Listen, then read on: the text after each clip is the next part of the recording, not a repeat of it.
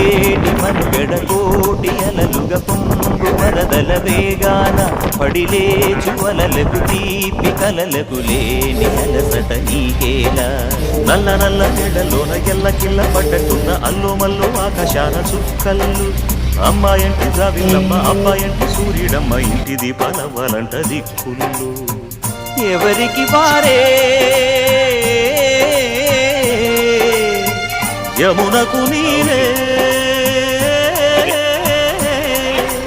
రేవు నీరు నావదంట నావతోడు రేవుదంట పంచుకుంటే